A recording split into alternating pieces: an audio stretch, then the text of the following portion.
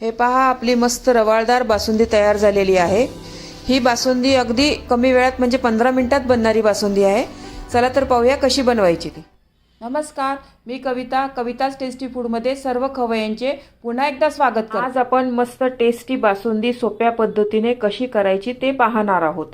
Recipe खूप साधी आणि सोपी आहे। ही बासुंदी जास्त वेळ आठवत बसायची गरज नाही, 15 ते 20 मिनिटात तयार होते। ही बासुंदी आपण सणासुदीला व आपल्याकडे अचानक पाहुणे आले तर लगेच बनवू शकतो। यामध्ये मी घरच्या घरी खवा कसा करायचा तेही सांगितलेले आहे। चला तर वेळ न घालवता ही टेस्टी बासुंदी कशी करायची ते पाहूया। तुम्ही या चॅनलला अजून सबस्क्राइब केले नसेल तर जरूर सबस्क्राइब करा, ते निशुल्क आहे। आपण गुढीपाडव्याच्या निमित्ताने बासुंदी बनवणार आहोत। त्यासाठी लागणारे साहित्य हे मी म्हशीचं दूध घेतलेलं आहे, अर्धा लिटर दूध पावडर घेतलेली आहे, वेलची जायफळ पावडर घेतलेली आहे, चारोळी, पिस्ता, दूध, केशर आणि तूप। मी ही बासुंदी ना लोखंडाच्या कढईत बनवणार आहे, कारण लोखंडाच्या कढईतली बासुंदी ना चवीला फार सुंदर लागते। हलवाई लोक नाही का बासुंदी दूध वगैरे घोटतात ना याच्यामध्ये, तर म्हणूनच त्यांची बासुंदी फार चवीला छान लागते। म्हणून मी लोखंडाच्या कढईत बासुंदी बनवणार आहे। त्यात मी आता अर्धा लिटर दूध तापवायला टाकते।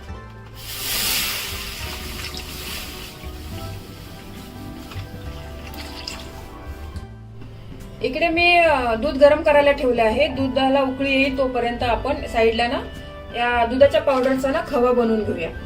ही दुधाची पावडर आहे ना, आपण डायरेक्ट पण दुधात टाकली ना तरी पण चालतं, पण या पावडर पासून खवा कसा बनवायचा ना हे तुम्हाला मला सांगायचं आहे। त्याच्यामुळे मी हा खवा बनवून दाखवत आहे।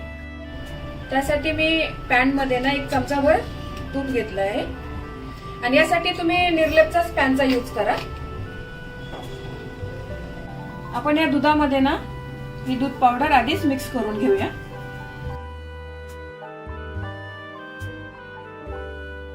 आणि चांगलं त्याला चमच्याने हलवून एकजीव करून घेऊया।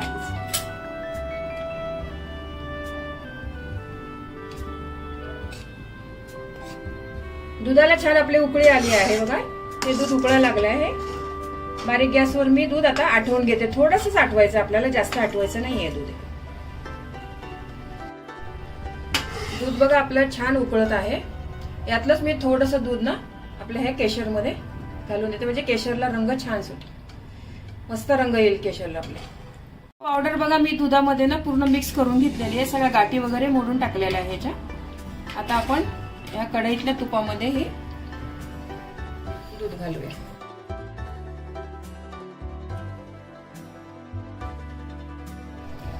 या दुधाला ना तुम्ही सतत ढवळत राहा, नाहीतर मग त्याचे गाठी होतील आणि खाली पण करपेल। मग सतत हलवत राहायचं आपण हे दूध आटेपर्यंत पूर्ण। हे पहा मिश्रण आपलं असं छान घट्ट होत आलं आहे।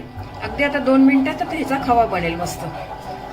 हे मिश्रण आहे ना तुम्ही निर्लेपच्याच भांड्यात करा, नाहीतर मग खाली दुसऱ्या भांड्यात केलं अॅल्युमिनियमच्या वगैरे तर मग खाली चिटकेल, ते याच्यात चिटकत नाही निर्लेप मध्ये, म्हणून निर्लेपच्याच भांड्यात करा तुम्ही।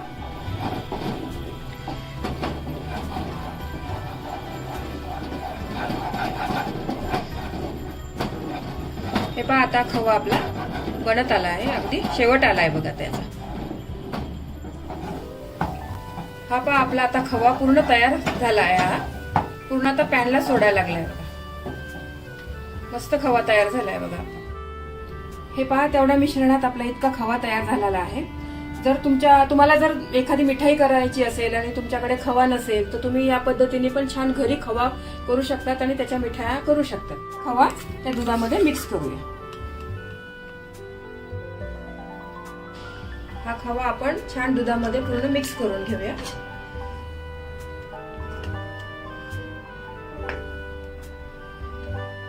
छान बघा आपली मस्त रवाळदार मस्त बासुंदी तयार होत आहे।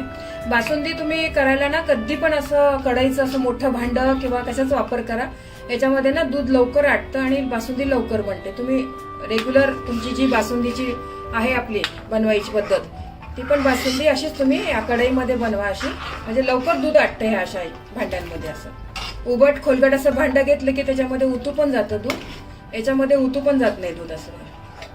आता हे 2-3 मिनिटं मी चांगलं दूध आता उकळून घेते।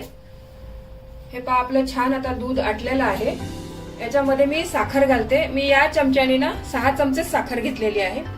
तुम्ही तुमच्या जसं तुम्हाला गोड आवडतं तसं घाला, पण यात जास्त साखर नका घालू, कारण आपण दुधाची पावडर घातली आहे ना, ती पण जरा गुळचट असते, त्याच्यामुळं जास्त घातल्याने फार गोड होईल ते. यामध्ये मी चारोळी घालते. मला ना बासुंदीमध्ये फक्त चारोळीच आवडते म्हणून मी चारोळी घातली आहे. तुम्हाला जर ड्रायफ्रुट्स घालायचे असेल तर तुम्ही यामध्ये ड्रायफ्रुट्स पण घालू शकता. बस आता 1 मिनिटात आपली बासुंदी तयार झाली आहे, फक्त साखर विरघळेपर्यंत.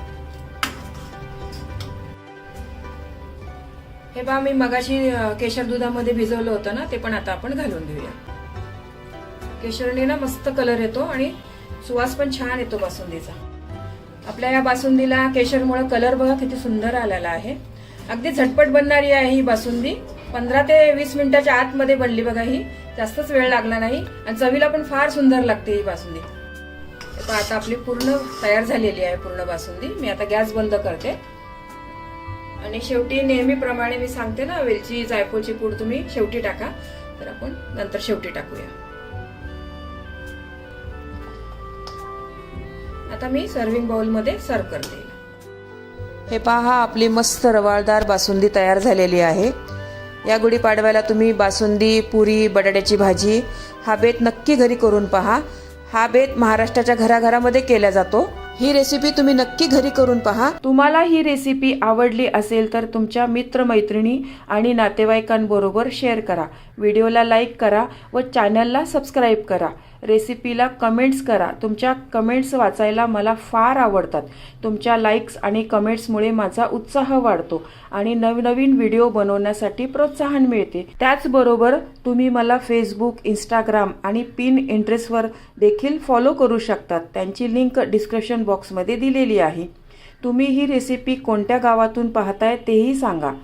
तर पुन्हा भेटूया एका नवीन रेसिपीसह. तोपर्यंत मस्त खा, काळजी घ्या. धन्यवाद.